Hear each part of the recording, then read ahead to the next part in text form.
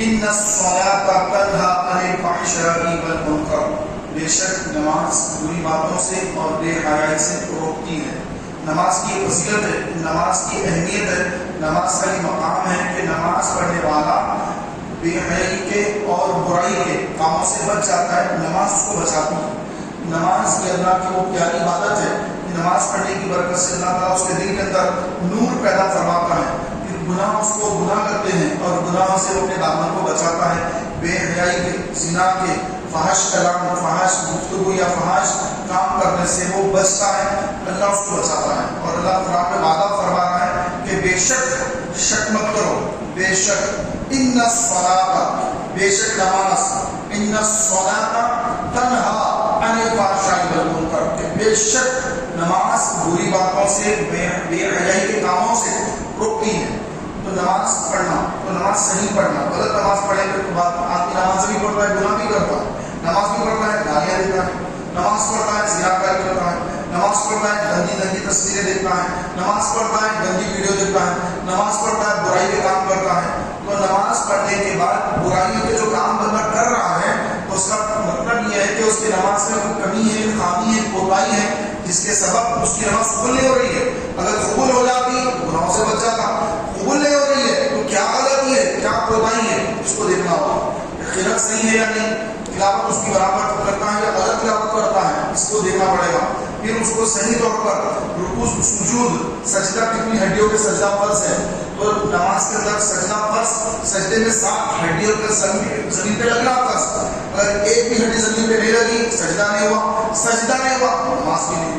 تو پیارے بھائیوں، پہلے کسی صحیح عالم دین کے پاس جا کر ہم کو اپنی نماز درست کرنا ہے، تلاوت درست کرنا ہے، کسی اچھے قاری کے پاس بیٹھ کر اپنی تلاوت کو درست کریں۔ سورہ فاتحہ، ضم سورہ، آپ کو جتنی سورہ یاد ہے، آخری کی 20 سورہ بھی اگر یاد ہے تو ان کو صحیح طور پر کسی اچھے حافظ قرآن، کسی اچھے قاری کے پاس، جس کی تجوید اچھی ہے، ان کے پاس بیٹھ کر اپنی تجوید کا محاسبہ کریں، صحیح تجوید سیکھیں تاکہ نماز ہماری درست ہو، نماز اللہ کے حضور قبول ہو۔ اگر قبول ہو جائے بندہ گناہوں سے بچتا ہے، برائیوں سے بچتا ہے، بے حیائی سے بچتا ہے۔ اللہ تعالیٰ وعدہ فرما رہا ہے، اللہ کا وعدہ ہے، ان الصلاۃ تنہا، بے شک نماز روکتی ہے بری باتوں سے، بے حیائی سے۔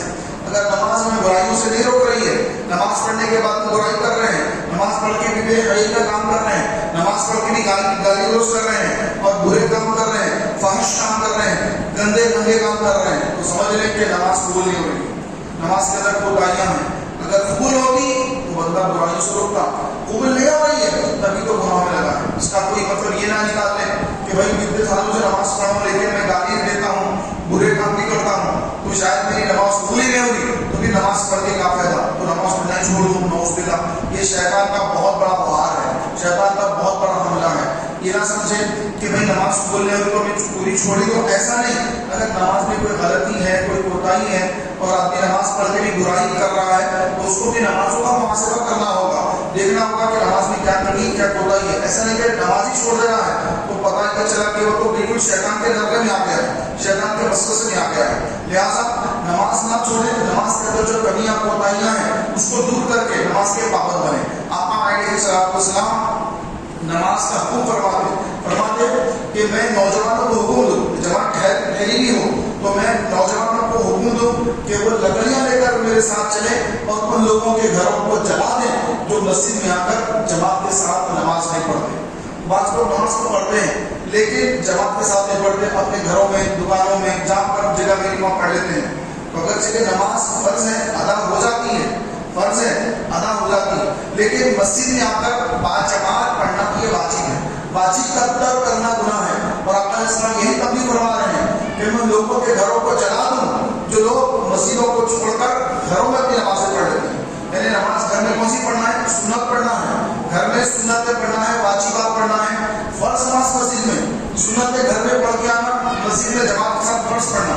اس کے بعد پھر ٹائم ہے آپ کے پاس، آپ یقین ہے کہ گھر میں جا کر میں سنت نوافل اگر پڑھ سکتا ہوں تو گھر جا کے پڑھ لے، لیکن اگر گھر جا کے پڑھنے میں مشکل ہوگی اور پھر کام پر جانا ہے، یہ کام ہے، وہ کام ہے، بہت سارے کام ہیں، تو اس کے لیے بہتر ہے کہ وہ مسجد ہی میں پڑھ لے، ورنہ باہر جائے گا تو پھر وہ نماز ہی چھوٹ جائے گی۔ لیکن جو فری ہے، فارغ ہے، کوئی کام وغیرہ کچھ نہیں ہے، تو مسجد میں صرف فرض ادا کرے، گھروں کے اندر سنت سنتیں پڑھے، نوافل پڑھے، اور جو فرض سے پہلے سنتیں ہیں وہ بھی گھر میں ادا کر کے آئے۔ آپ علیہ السلام نے فرمایا اپنے گھروں کو قبرستان نہ بناؤ، بلکہ گھروں میں بھی نمازیں پڑھا کرو، قرآن کی تلاوت کیا کرو۔ تو پیارے بھائیوں، جماعت کے ساتھ مسجد میں آ کے فرض نماز پڑھنے کا حکم ہے، لیکن سنتیں وغیرہ آپ کو موقع ہے تو گھر میں ادا کریں۔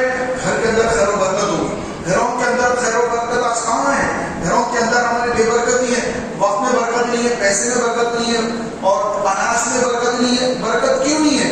برکت اس لیے نہیں کہ گھروں میں ہماری نماز نہیں ہوتی، ہم سنت کے گھروں میں نہیں پڑھتے، قرآن گھر میں نہیں پڑھتے، ہم گھروں کے اندر گانے لگاتے ہیں، گانے سنتے ہیں، اور پتہ نہیں کیا کیا ہم کرتے ہیں، جس کے سبب ہمارے گھروں کی خیر و برکت ختم ہو جاتی ہے۔ جاندار کی تصویر لگاتے ہیں کہ بھائی گھوڑے کی تصویر لگا دی، شیر کی تصویر لگا دی گھروں کے اندر، اور اپنے دادا کی تصویر لگا دی، دادی کی تصویر لگا دی ہے۔ تو یہ جانداروں کی تصویر جس گھر میں لگی ہوتی ہے اس گھر میں رحمت کے فرشتے داخل نہیں ہوں۔ بعض لوگ اپنے پیر صاحب کی فوٹو لگا لیتے، پیر صاحب کی فوٹو گھر میں لگا لیے، یا ارے مانے حضرت ہے ہمارے پیر صاحب، تو ٹھیک ہے پیر صاحب ہے تو ان کی تعلیمات پہ عمل کیجیے، ان کی فوٹو مت لگائیے۔ اگر فوٹو لگانا ہی ہے تو پھر ہمارے آقا علیہ السلام سے بڑھ کر کون؟ سرکار سے بڑھ کے کوئی پیر نہیں، تو سرکار کی نہ اس کا فوٹو ہے کیا؟ نہیں، تو سرکار علیہ السلام نے فوٹو سے منع فرمایا۔ یہ فوٹو بنانے والا گناہگار ہے، قیامت کے روز اس کو کہا جائے گا اس کے اندر جان ڈال، تو جان کہاں سے لائے گا؟ روح کہاں سے لائے گا؟ تو پھر اس کو عذاب دیا جائے گا۔ لہٰذا یہ فوٹو وغیرہ آج کے دور کے حساب سے موبائل وغیرہ میں جو چلتی ہے یہ ڈیجیٹل ہے، اس میں علماء کا اختلاف ہے کہ اس کو بعض علماء نے جائز کہا ہے۔ تو الغرض پیارے بھائیوں، فوٹو نکال کے اس کو اپنے گھروں میں لگانا، جاندار کی تصویریں لگانا، اس سے رحمت کے فرشتے گھروں میں داخل نہیں ہوتے۔ آپ علیہ السلام نے فرمایا کہ جس گھر میں جنبی ہو، جنبی یعنی جس پر غسل فرض ہو گیا، مرد عورت جس پر غسل واجب ہو گیا ہے، فرض ہو گیا غسل، تو اب اگر گندی حالت میں، ناپاک حالت میں گھر میں رہے گا تو رحمت کے فرشتے اس گھر میں نہیں آئیں گے، فرشتے نہیں آئیں گے۔ اور فرمایا کتا جس گھر میں رہتا ہے، کتا ڈاگ، کتا جس گھر میں ہے رحمت کے فرشتے نہیں آئیں گے۔ جس گھر میں تصویر لگی ہے جاندار کی، یعنی حیوان کی ہو، انسان کی ہو، الغرض جاندار کی تصویر اگر گھر میں لگی ہوئی ہے، عزت کے مقام پہ لگی ہوئی ہے، تو اس گھر میں رحمت کے فرشتے نہیں آتے۔ اور ایسے گھر میں نماز پڑھیں گے تو نماز کو لوٹانا واجب، نماز بھی قبول نہیں ہو۔ کتاب میں فوٹو لگی ہوئی ہے، آپ نماز پڑھ رہے ہیں، نماز نہیں ہو۔ تو پیارے بھائیوں، اپنے گھروں کے اندر جائزہ لیں کہ فوٹو اور آپ کو نکالیں، کوئی فوٹو دیوار پہ نہ ہو۔ ہاں اگر ذلت کی جگہ نیچے پڑی ہوئی ہے، چپل جا رکھتے ہیں، وہاں پر اگر کوئی فوٹو وغیرہ پڑی ہے تو اس میں حرج نہیں کہ عزت کی مقام پہ فوٹو ڈالا گیا۔ جاندار کی تصویر عزت کی مقام پر نہ ہو، ورنہ رحمت کے فرشتے نہیں آئیں گے۔ جب رحمت کے فرشتے نہیں آئیں گے تو پھر گھر میں برکت کہاں سے ہوگی؟ خیر و برکت کہاں سے ہوگی؟ آدمی جو مفلس و کنگال ہوگا، سو رہا ہے فجر کے وقت پر بھی، تو پھر رحمت کے برکت کے فرشتے کہاں سے آئیں گے؟ آقا علیہ السلام کی بارگاہ میں ایک صحابی آئے اور اپنی غریبی کا، اپنی دنیاوی طور پر غربت کا آپ نے ذکر کیا کہ یا رسول اللہ، دنیا نے مجھ سے رخ پھیر لیا، دنیا نے مجھ سے منہ موڑ لیا، یعنی کہ میرے پاس پیسہ نہیں ہے، دنیا کے اعتبار سے پیسہ نہیں ہے، میں بہت خلاص ہوں، پریشان ہوں۔ تو آپ علیہ السلام نے ایک بہت پیارا وظیفہ دیا، کیا فرمایا کہ فجر کے وقت 100 مرتبہ سبحان اللہ و بحمدہ، سبحان اللہ العظیم و بحمدہ، استغفر اللہ و اتوب الیہ۔ یہ وظیفہ صبح فجر کے وقت 100 مرتبہ پڑھا کرو۔ تو وہ صحابی وظیفہ لے کر چلے گئے، اور روزانہ فجر کا وقت شروع ہوتا ہے تو گھر میں سنت پڑھتے ہیں، سنت پڑھنے کے بعد اب جماعت ٹھہرنے تک جو پیریڈ ہے، جو وقفہ ہے، اس پیریڈ میں، اس وقفے میں 100 مرتبہ یہ تسبیح پڑھتے ہیں۔ کون سی تسبیح؟ یہ سبحان اللہ و بحمدہ، سبحان اللہ العظیم و بحمدہ، استغفر اللہ و اتوب الیہ۔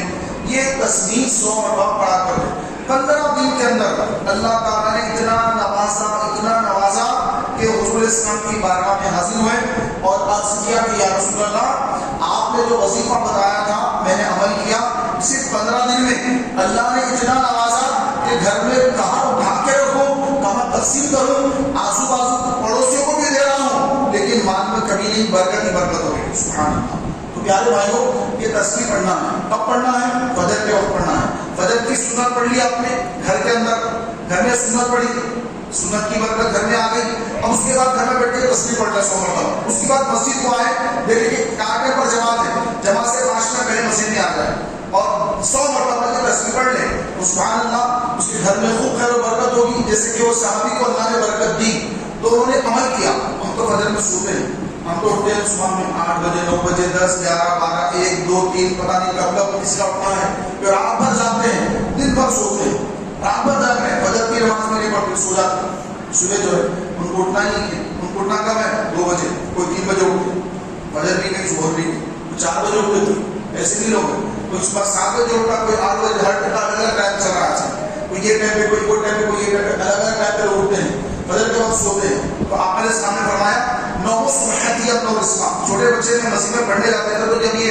40 حدیثیں یاد دلائی جاتی تھی، 40 حدیثیں یاد دلائی جاتی تھی کہ صبح کے وقت سونا رزق کو روکتا ہے، کہ آدمی صبح کے ٹائم پہ سو رہا ہے، صبح کے ٹائم سے مراد کون سا ٹائم ہے؟ یہ صبح 7-8 بجے کا ٹائم نہیں ہے، صبح کون سے وقت کو صبح کہا جاتا ہے؟ فجر کا وقت، فجر کا وقت شروع ہو گیا، صبح ہو گئی، یہ کب تک ہے فجر کا وقت؟ جب تک فجر کا وقت ہے وہ صبح ہے، تو وہ ٹائم پہ سونا رزق کو روکتا ہے۔ آدمی کماتا ہے لیکن اس کے پیسوں میں برکت نہیں ہوتی، تو آج آپ دیکھیں کما بھی رہے ہیں، برکت ختم ہو گئی، تو یہ فجر کے وقت سونے کی نحوست ہے کہ فجر کے وقت بندہ اٹھ جائے اور آسان کے ساتھ ہی مسجد کو آ جائے، نماز پڑھ لے گھر میں سنت، اور پہلی صف میں آ کر بیٹھ جائے۔ یہ پہلی صف کا ثواب اتنا زیادہ ہے، آقا علیہ السلام نے ارشاد فرمایا کہ اگر پہلی صف کا ثواب اگر تم کو معلوم ہو جائے تو آپس میں قرآن اندازی کریں گے۔ قرآن اندازی یعنی سب کے نام چٹھیوں میں لکھے اور چٹھی اچھالے، جس کے نام کی چٹھی آئی اس کو جگہ ملے گی پہلی صف میں، کیونکہ ثواب زیادہ ہے۔ یہاں تک کہ تلواریں نکل جائیں گی کہ میں پہلی صف میں پڑھوں گا، میں پہلی صف میں پڑھوں گا، اگر ثواب معلوم ہو جائے تو تلوار نکل جائے۔ تو پیارے بھائیوں، ثواب معلوم نہیں ہے، ہم پیچھے پیچھے بیٹھتے ہیں، سامنے جگہ بھی ہوگی پہلی صف میں، آتے نماز میں بیٹھتے ہیں پیچھے آخری میں۔ اسکول میں کلاس میں جو بیٹھتے تھے اچھے پڑھنے والے بچے سامنے بیٹھتے تھے، اور جن کو پڑھنا نہیں ہے، جھگڑے مارا کرنا، مار پیٹ کرنا ہے اور یہ وہ کرنا ہے، ہوم ورک نہیں کرنا ہے، ایسے بچے جو پیچھے نماز کے بینچوں میں بیٹھتے تھے، بچپن میں ہم دیکھتے تھے۔ اچھا پڑھنے والے بچے کہاں بیٹھتے؟ سامنے بیٹھتے، اور جو مدعو ہوتے پڑھتے نہیں، بالکل ان کو جو پڑھنا بڑا کیا ہے، بعد میں جا کے کچھ بھی کام کریں گے لیکن پڑھیں گے نہیں، ایسے بچے پیچھے بیٹھتے ہیں۔ آج بھی لوگوں کو دیکھیں آپ، جن کو جلدی جلدی بھاگنا ہوتا مسجدوں سے، وہ لاسٹ میں آتے ہیں، پہلے بھاگتے ہیں، آتے آخر میں جاتے پہلے ہیں، تو ان کو پیارے بھائی مسجدوں میں دل نہیں لگتا ہے۔ آقا علیہ السلام نے فرمایا پہلی صف کا ثواب اگر معلوم ہو جائے تو تلوار نکل جائے گی، اتنا زیادہ ثواب معلوم نہیں ہو رہا ہے تو ہم کو پتا نہیں ہے، اس میں پیچھے پیچھے بیٹھے ہیں، تو نہیں پیارے بھائیوں، پہلی صف میں بیٹھنے کا صحیح بنائیے۔ اول صف میں آقا علیہ السلام نے فرمایا سب سے پہلا جو ثواب ملتا ہے، حدیث پاک میں آتا ہے کہ پہلا جو ثواب ہے وہ ثواب سب سے پہلے امام کو ملتا ہے، پھر اس کے بعد ایک مؤذن کو ملتا ہے، پھر دائیں، پھر بائیں، دائیں بائیں، پوری پہلی صف والوں کو۔ تو پہلی صف والوں پر فرشتے رحمت کی دعا بھی کرتے ہیں۔ پھر آقا کے سامنے سے لوگوں نے پوچھا، یا رسول اللہ کیا پہلی صف والوں کو، دوسری صف والوں کو، ان کے بارے میں کیا ہے؟ آقا کے سامنے فرمایا پہلی صف والوں پر اللہ کے فرشتے درود بھیجتے ہیں، رحمت ان کی دعا کرتے ہیں کہ اللہ ان پر رحمت نازل کر، پہلی صف والوں پر رحمت نازل کر۔ پھر صحابہ نے پوچھا، یا رسول اللہ دوسری صف پر بھی؟ آقا کے سامنے فرمایا پہلی صف والوں پر اللہ کے فرشتے رحمت کی دعا کرتے ہیں۔ پھر صحابہ نے تیسری مرتبہ پوچھا تو آقا علیہ السلام نے فرمایا کہ ہاں دوسری صف پر بھی۔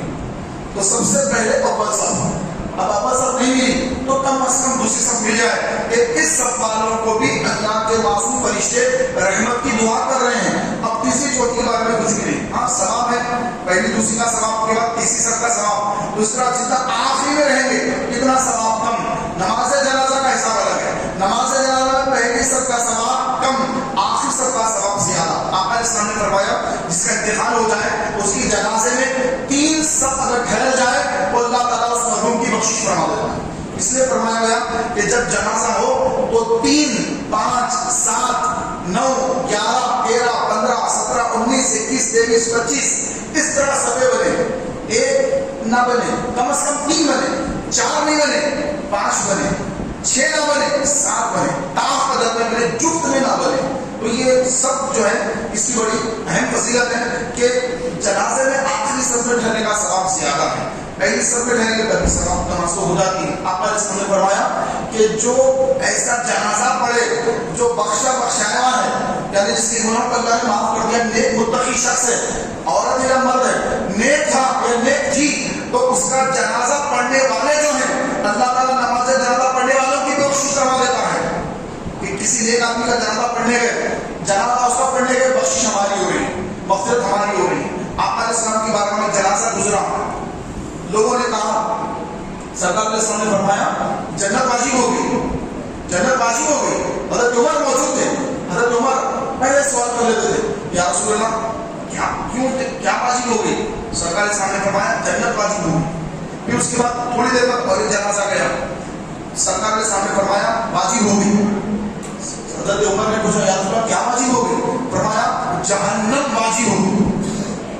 صحابہ نے پوچھا، حضرت عمر نے پوچھا یا رسول اللہ پہلے جنازہ گیا آپ نے فرمایا جنت واجب ہو گئی، دوسرا جنازہ گیا آپ نے فرمایا جہنم واجب ہو گئی، تو یہ کیوں یا رسول اللہ؟ تو آپ علیہ السلام نے فرمایا پہلا جنازہ جو گیا اس کے بارے میں اس کے پڑوسی، آزو بازو والے، دوست احباب، خاندان والے یہ کہہ رہے تھے کہ یہ بندہ بڑا نیک تھا، تو اللہ نے ان کی بات سن کر اس کو جنتی بنا دیا۔ اور تو دوسرا جنازہ گیا، لوگ اس کے پڑوسی، اس کے دوست احباب، اس کے خاندان والے اس کے لیے کہہ رہے تھے بڑا برا آدمی تھا، بہت خراب آدمی تھا، تو اللہ نے جہنم واجب کر دیا۔ تو پیارے بھائیوں، دوستی محبت ہر ایک کے ساتھ اس کا حق ادا کریں، دوستی کا حق ادا کریں، پڑوسی کا حق ادا کریں، رشتہ دار کا حق ادا کریں کہ مرنے کے بعد کوئی یہ نہ کہے اچھا ہوگا مر گیا یار، بہت ستاتا تھا، گالی دیتا تھا، پیسے لیتا تھا، زمینوں پہ قبضے کرتا تھا، یا غنڈہ گردی کرتا تھا، یہ کرتا تھا وہ کرتا تھا، یہ نہ کہے بلکہ بولے کہ افسوس انا للہ و انا الیہ راجعون، کہ اللہ کا ایک نیک بندہ چلا گیا، اللہ اس کی بخشش کرے، اللہ اس کی مغفرت کرے، بڑا اچھا آدمی تھا، بڑا نیک آدمی تھا، بڑا متقی، بڑا پرہیزگار آدمی تھا۔ ہمارے مرنے کے بعد ہمارے لیے ایسے الفاظ کا استعمال ہو، ایسے الفاظ نہ ہو کہ اچھا ہی وہ مر گیا، بڑا برا آدمی تھا یار، مار پیٹ کرتا تھا، گالی گلوچ کرتا تھا، یہ کرتا تھا وہ کرتا تھا۔ تو پیارے بھائیوں، اس کے لیے اگر نمازی بھی تھا، روزے دار بھی تھا، تب بھی اس کے جو پڑوس ہے، اس کے خاندان والے ہیں، وہ لوگ اگر برائی سے یاد کر رہے ہیں، اللہ تعالیٰ اس کے لیے جہنم واجب فرما دیتا ہے۔ اللہ تعالیٰ کی بارگاہ میں دعا ہے کہ مولا تبارک و تعالیٰ ہمیں صحیح طور پر اللہ کے حقوق اور اس کے بندوں کے حقوق ادا کرنے کی توفیق عطا فرمائے۔ آمین بجاہ نبی کریم صلی اللہ علیہ وسلم۔ اول صفوں کو پور فرما لیجیے اور سنتیں ادا فرمائیے۔